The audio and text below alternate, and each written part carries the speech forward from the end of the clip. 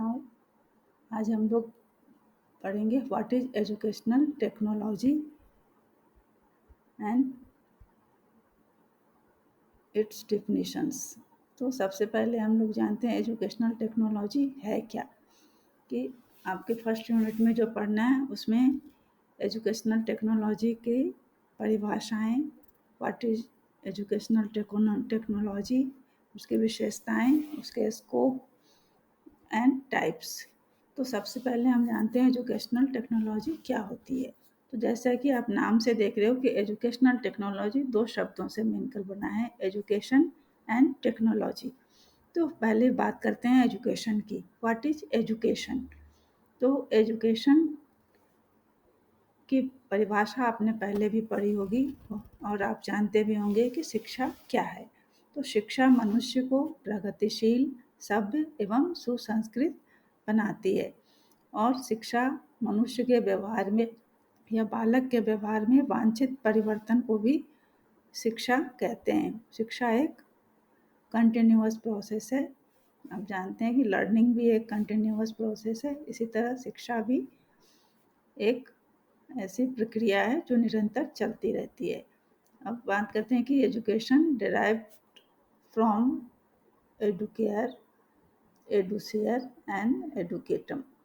First है educere, जो एक लैटिन वर्ड है, मीन्स टू नॉरिश और टू ब्रिंग अप।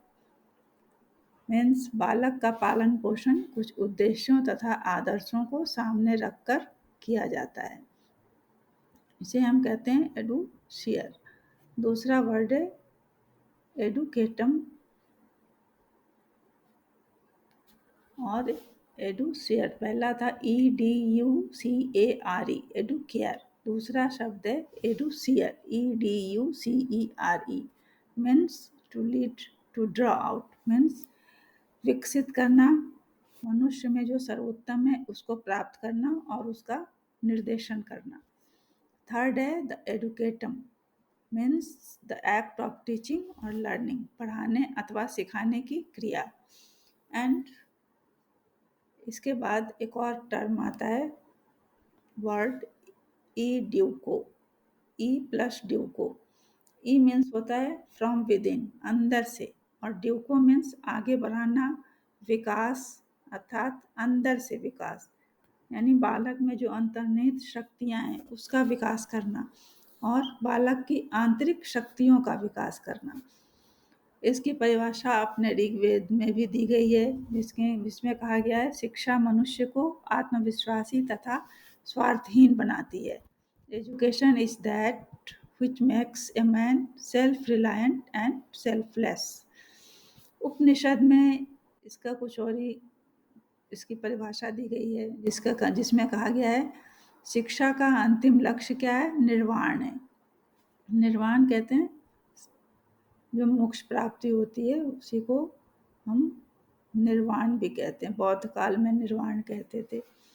तो हमें मोक्ष प्राप्ति की बात कही गई है कि शिक्षा का अंतिम लक्ष्य क्या है? निर्वाण, साल्वेशन। इस तरह शिक्षा से तात्पर्य बालक के व्यवहार में वांछित परिवर्तन लाना है। शिक्षा से बालक की मूल प्रवृत्तियां परिमार्जित होती हैं, यानी उसमें इम्प्रूवमेंट होता है, उसे हम सुधार सकते हैं। अब बात आती है कि टेक्नोलॉजी, शिक्षा की और भी परिभाषा जैसे आपने गांधी जी के अनुसार पढ़ी होगी कि शिक्षा क्या है। गांधी जी ने कहा था कि शिक्षा से तात्पर्य बालक और मनुष्य में अंतर्निहित सर्वांगीण शक्तियों को बाहर निकालकर उनको विकसित करना है। और आप हिंदी में भी ऐसे भी कह सकते हो कि शैक्षिक तकनीकी दो शब्दों से मिलकर बना है, शिक्षा प्लस तकनीकी। जैसे हमने कहा कि एजुकेशन प्लस टेक्नोलॉजी, इसी तरह क्या है? शिक्षा प्लस तकनीकी। शिक्षा के बारे में आप और भी कुछ कह सकते हो, जैसे शिक्षा विकास संबंधी प्रक्रिया है। शिक्षा बालक को नए नए अनुभव प्रदान कर उसे इस योग्य बनाती है कि वह अपने वातावरण से समायोजन कर अपनी निहित शक्तियों का विकास करते हुए अपनी योग्यता अनुसार परिवार, समाज और राष्ट्र के विकास में योगदान दे सके। यानी एक आपको लंबा सेंटेंस लग रहा होगा, लेकिन इसमें क्या है, शिक्षा बालक को नए नए अनुभव प्रदान करती है, यानी उसको नए नए एक्सपीरियंस होते हैं जिसके कारण वह इस योग्य बनता है कि वह अपने वातावरण में एडजस्ट कर और अपनी जो शक्तियाँ हैं उसको डेवलप करते हुए अपनी एबिलिटीज के अनुसार अपनी फैमिली, अपनी सोसाइटी और अपने राष्ट्र के विकास में योगदान दे सके। सामान्य अर्थ में हम शिक्षा का क्या अर्थ समझते हैं, पढ़ना लिखना और एक क्रमबद्ध रूप में सही ढंग से ज्ञान देना। अब बात आती है कि तकनीकी क्या है, व्हाट इज तकनीकी और टेक्नोलॉजी। और टेक्नोलॉजी के बारे में आप देखो कि the word technology is derived from the two Greek words, namely technique and लॉजिया। यानी the word technology is derived from the two Greek words, namely technic and logia। दो ग्रीक वर्ड्स हैं जिससे टेक्नोलॉजी की उत्पत्ति हुई है, वो हैं technique and लॉजिया। Technique, TECHNIC, technique means art और स्किल, एक कला, और लॉजिया, LOGIA, लॉजिया मीन्स साइंस और स्टडी। यानी simplest meaning of technology is science of study of an art और स्किल। यानी जो सिंपलेस्ट है, सबसे सिंपल जो टेक्नोलॉजी तक का अर्थ है, तक यानी कि science of study of an art और स्किल, किसी भी कला या स्किल की का जो अध्ययन करते हैं वह उसका जो साइंस है वो क्या है, टेक्नोलॉजी है।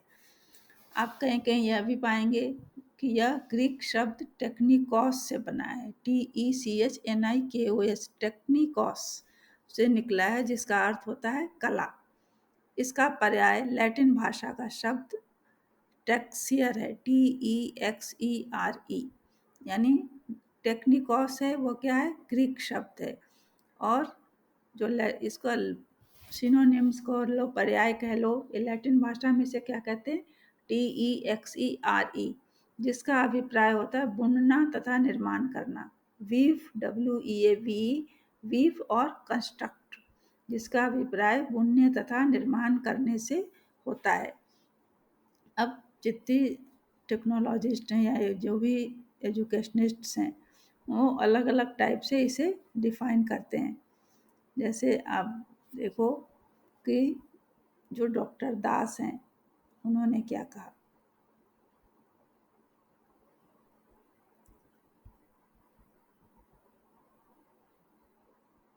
any system, according to Dr. Das, any system of interrelated parts which are organized in a scientific manner as to attain some desired objective could be called technology। यानी डॉक्टर दास के अनुसार any system of interrelated parts which are organized in a scientific manner, जो एक वैज्ञानिक विधि द्वारा organised वे में किसी desired objective, जो वांछित उद्देश्य है उसकी प्राप्ति के लिए हम यूज करते हैं, वो क्या कहलाता है, टेक्नोलॉजी। यानी किसी भी जो वैज्ञानिक ज्ञान है, नॉलेज है, उसको हम अगर सिस्टमेटिक ढंग से किसी वांछित उद्देश्य की प्राप्ति के लिए प्रयोग करते हैं तो वह टेक्नोलॉजी कहलाता है। तकनीकी का अर्थ क्या क्या है, दैनिक जीवन में वैज्ञानिक ज्ञान का प्रयोग करने की विधियाँ। यानी हम ऐसे भी कह सकते हैं कि तकनीकी का अर्थ क्या है, दैनिक जीवन में वैज्ञानिक ज्ञान का प्रयोग करने की विधियाँ। हम जो दैनिक जीवन में जो भी यूज करते हैं अपने सुविधा के लिए, उसमें क्या है, वैज्ञानिक ज्ञान का प्रयोग करते हैं, तो वो सब क्या है, तकनीकी है। प्रोफेसर गॉलब्रेथ ने क्या कहा था वो देखिए। प्रोफेसर गॉलब्रेथ के अनुसार तकनीकी की दो प्रमुख विशेषताएं हैं, यानी टेक्नोलॉजी की दो कैरेक्टरिस्टिक्स क्या बताई थी उन्होंने, वो आप ध्यान दीजिए। सिस्टमेटिक एप्लीकेशन ऑफ साइंटिफिक और other organised knowledge to practical tasks, कि जो भी साइंटिफिक या जो भी ऑर्गेनाइज्ड नॉलेज है, यानी जो वैज्ञानिक ज्ञान है हमारे पास, उसका जब हम क्रमबद्ध यानी सिस्टमेटिक ढंग से उसको जब हम अप्लाई करते हैं अपने प्रैक्टिकल टास्क के लिए, व्यवहारिक ज्ञान के लिए, तो व्यवहार में जब प्रयोग करते हैं उसको, तो क्या कहलाता है? टेक्नोलॉजी। कहते हैं तकनीकी का अर्थ हम हमेशा ले लेते हैं कि यह मशीन या मशीन संबंधी प्रत्ययों से, लेकिन कहते हैं तकनीकी शब्द केवल मशीन या मशीन संबंधी प्रत्ययों के लिए नहीं, यानी केवल मशीन या मशीन संबंधी कॉन्सेप्ट्स के लिए नहीं, बल्कि इसका तात्पर्य किसी भी प्रयोगात्मक कार्य से है जिसमें वैज्ञानिक ज्ञान या सिद्धांतों का प्रयोग किया जाए। यानी हम कोई भी ऐसा कार्य जिसमें वैज्ञानिक ज्ञान या सिद्धांत का प्रयोग करते हैं, तो वहाँ हम तकनीकी का इस्तेमाल कर रहे हैं, उसे क्या कहेंगे? तकनीकी। जैसे और भी आप देखो, जैकोटा ब्लूमर, इन्होंने क्या कहा 1973 में, technology is the application of scientific theory to practical ends. यानी जो भी हम व्यवहारिक कार्य करते हैं उसमें साइंटिफिक थ्योरी का जब को अप्लाई करते हैं तो वह तकनीकी कहलाता है। अतः यह कहा जा सकता है कि वैज्ञानिक व्यवस्थाओं तथा प्रविधियों का प्रयोगात्मक रूप ही तकनीकी या तकनीकी विज्ञान है। यानी जो भी साइंटिफिक ऑर्गेनाइज्ड वे में जो हम यूज करते हैं साइंटिफिक नॉलेज का अपने प्रैक्टिकल एस्पेक्ट्स में, वही तकनीकी या तकनीकी विज्ञान है। अब आप देखो कि what is education, what is technology के बाद बात आती है कि एजुकेशन टेक्नोलॉजी को हम कब से यूज कर रहे हैं, शब्द कहाँ से आया।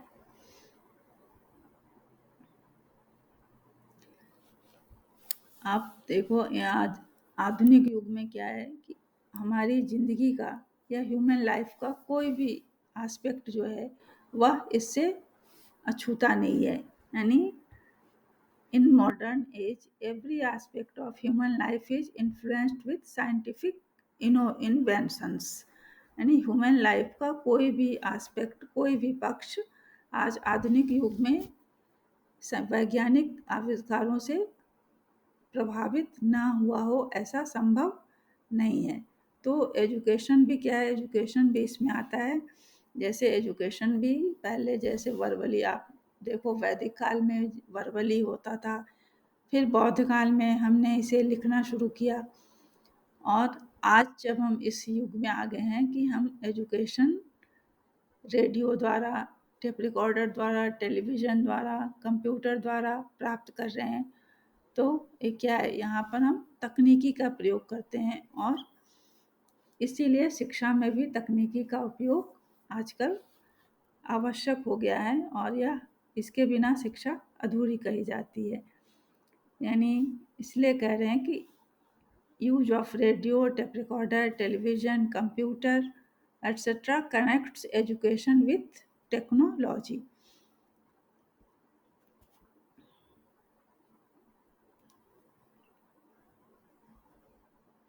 Education in any field, methods और टेक्निक्स, किसी भी फील्ड में हम एजुकेशन में जब मेथड्स और टेक्निक्स का प्रयोग करते हैं, एम्स और टीचिंग प्रोसेस, यानी अपने उद्देश्यों की प्राप्ति के लिए अगर हम किसी भी मेथड और टेक्निक का प्रयोग कर रहे हैं, शिक्षा के किसी भी क्षेत्र में अगर हम अपने उद्देश्यों की प्राप्ति के लिए या टीचिंग प्रोसेस के लिए मेथड्स और टेक्निक्स का यूज कर रहे हैं, तो वह इसे ज़्यादा इफ़ेक्टिव बनाती है, इसे ज़्यादा प्रभावी बनाती है। इसलिए हम इस तरह कह सकते हैं कि in any field of education when we use methods और techniques to attain aims or teaching process, then technology makes it more effective। जैसे और भी बहुत सारी जो प्रॉब्लम्स आती हैं थ्योरेटिकल नॉलेज में, उसको हम टीचिंग टेक्नोलॉजी के द्वारा दूर कर सकते हैं। कोई भी थ्योरेटिकल और प्रैक्टिकल ट्रेनिंग या स्किल क्या है, वह आज हम टेक्नोलॉजी के अध्ययन या उसके ज्ञान के बिना इसे अधूरा ही मानेंगे, वह अपूर्ण नहीं कहलाता, वह पूर्ण नहीं कहलाता, क्योंकि हम बिना टेक्नोलॉजी के किसी भी क्षेत्र में आगे नहीं बढ़ सकते।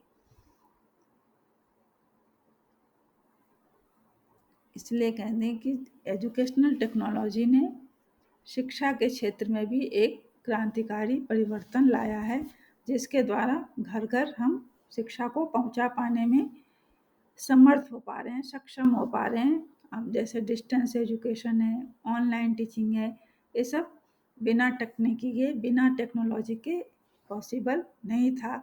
इसलिए हम इस कह सकते हैं कि शिक्षा तकनीकी या एजुकेशनल टेक्नोलॉजी ने एक शिक्षा के क्षेत्र में एक रिवोल्यूशनरी चेंज लाया है या क्रांतिकारी परिवर्तन लाया है। The term educational technology used by Brian Moore, BRYNMORE, जो ब्रायन मोर थे, उन्होंने ही सबसे पहले इस टर्म का यूज किया था। ब्रायन मोर जोन्स इन्होंने 1950 में यूज किया था, 67 में नहीं, और वे इंग्लैंड के थे। कहीं किसी बुक्स में आपको 67 मिलेगा, कहीं 50 मिलता है, लेकिन ये 1950 ही ज़्यादा सही है। इसके बाद इसे एक्सप्लेन किया गया था NCET, national council of educational technology, England के द्वारा एक कॉन्फ्रेंस में इसे विस्तृत रूप से एक्सप्लेन किया गया था। और seeing the importance and use of this subject, NCERT Delhi has started Center for Educational Technology for Research, Training and Guidance। यानी इस क्षेत्र के महत्व को देखते हुए, इस विषय के महत्व को देखते हुए हमारे जो NCERT है दिल्ली, उन्होंने भी एक सेंटर शुरू किया जिसे सेंटर फॉर एजुकेशनल टेक्नोलॉजी के नाम से जाना जाता है, और रिसर्च, ट्रेनिंग और गाइडेंस के लिए। अब कहते हैं कि ये हमने जान लिया कि ये टर्म सबसे पहले किसने दिया और वो कहाँ के थे और कब दिया। तो इसके बारे में अब सही सही जानकारी यही है कि इसे सबसे पहले ब्रायन मोर जोन्स, जो इंग्लैंड के थे, उन्होंने 1950 में इस टर्म को दिया, यानी एजुकेशनल टेक्नोलॉजी टर्म को सबसे पहले उन्होंने ही यूज किया। इससे पहले भी इसका संक्षिप्त इतिहास है, ब्रीफ हिस्ट्री है इसकी, कि 19th सेंचुरी की शुरुआत में, in beginning of 19th century, invention of machines in industrial revolution, यानी 19th सेंचुरी के प्रारंभ में मशीनों का आविष्कार हुआ था, जो औद्योगिक क्रांति के रूप में आई थी, बट शिक्षा के क्षेत्र में कोई विकास नहीं हुआ था। In beginning of 19th century, inventions of machines have taken industrial revolution, but not any development in the field of education. After that, experiments started and changes in education also। यानी उस मशीनों के आविष्कार के बाद जब औद्योगिक क्रांति आई, तो शिक्षा के क्षेत्र में भी प्रयोग प्रारंभ हुए और इसमें भी चेंजेस आने प्रारंभ हुए। और सबसे पहले 1926 में यूनिवर्सिटी ऑफ सिंसिनाटी, ओहायो में सिडनी प्रेसी ने टीचिंग मशीन का यूज किया। यानी सबसे पहले शिक्षा के क्षेत्र में किसने टीचिंग मशीन का यूज किया, तो सिडनी प्रेसी, SIDNEYPRESSEY, सिडनी प्रेसी ने 1926, जो यूनिवर्सिटी ऑफ सिंसिनाटी ओहायो में थे, उन्होंने टीचिंग मशीन्स का यूज किया और इसलिए उनका नाम सबसे पहले आता है। फिर लूम्स लुम्सडेन और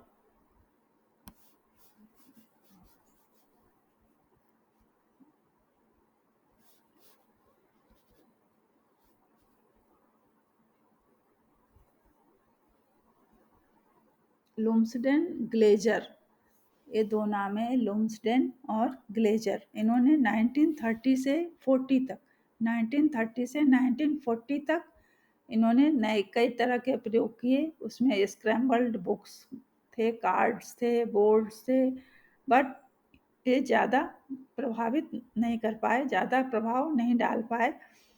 और 1900 से 1950 तक ये ऐसे ही चलता, 1930-40 से लेकर 1950 तक। इसके बाद आपको ने जैसा देखा 1950 में ब्रायन मूर जोन्स ने एजुकेशनल टेक्नोलॉजी की बात कही। अब बात आती है इसके और भी कुछ डिफिनीशंस हैं, लेकिन अभी एजुकेशनल टेक्नोलॉजी की डिफिनीशंस जानना बाकी है हमें।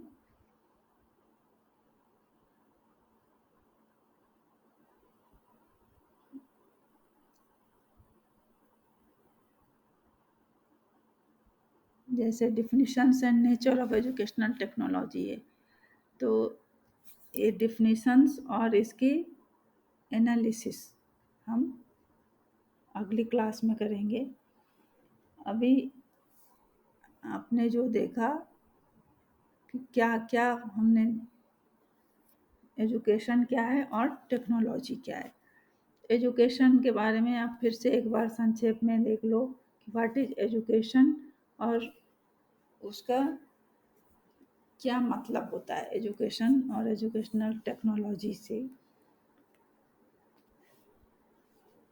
और इसका, इस वर्ड का कब कब किसने प्रयोग किया था और इसकी हिस्ट्री क्या है। हिस्ट्री भी अभी आपको डिटेल से नहीं बताया हम, अगली क्लास में आपको हिस्ट्री भी थोड़ी और बताएंगे इसके बारे में कि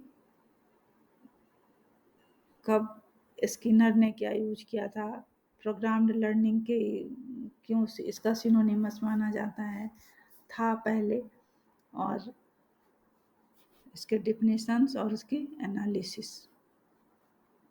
आज इतना ही रहने दीजिए।